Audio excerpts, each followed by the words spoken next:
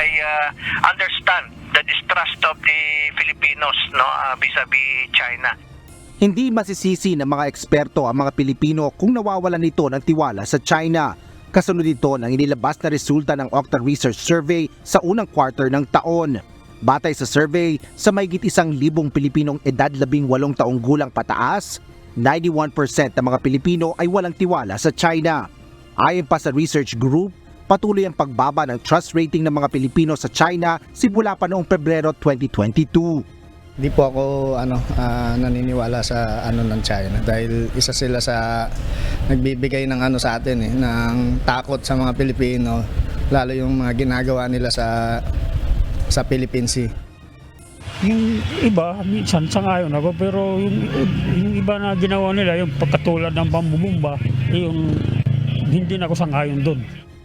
Mahirap magtiwala sa China. Maintindihan mo siya na maraming gulo na nangyayari.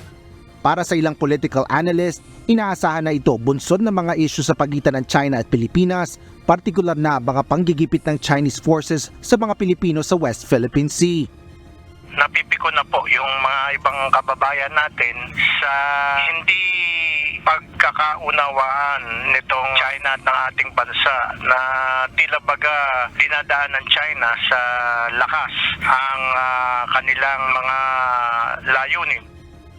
That's expected precisely because headlines have been dominated by reports of China escalating its activities in the disputed areas, more so with the threat to arrest Filipinos going to these disputed areas. Sa kabila ng tensyon sa pagitan ng China at Pilipinas, marami pa rin mga Pilipino ang bumibili ng mga produktong gawa ng China. Gaya na lang ng negosyanteng si Jessica Ermita na bumibili ng mga gamit na made in China para sa kanilang negosyo at personal na pangangailangan. Mahilig po akong umorder. Minsan kasi yun yung maganda May magandang product po, meron okay, meron hindi. Opo, mas mura.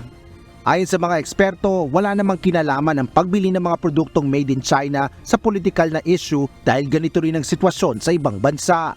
Yung law of supply and demand po applicable sa lahat yan. Wala pong kinalaman ng politika dyan. Kaya lang, tandaan natin na kahit natutuwa ang mga Pilipino na mababa ang presyo ng made in China products, hindi sila natutuwa sa mga nangyayari ngayon vis-a-vis China. Many of the countries that are directly affected by China's saber rattling, like Japan, even South Korea, and even Taiwan, has continued to do business with China. It's not much of a choice kasi in terms of market, napakalaki talaga ng merkado ng China. Gayunman, sinabi ng mga eksperto na dapat ay manatili ang nasyonalismo sa mga Pilipino at huwag daanin sa init ng ulo ang mga nangyayaring isyu sa pagitan ng China at Pilipinas. Dapat din anilang maging maingat at iwasan ang diskriminasyon lalo't may mga Chinese-Filipino community sa ating bansa. Asher Cadapan Jr., UNTV News and Rescue. Diyos ang aming sandigan, serbisyo publiko ang aming pinahalagahan.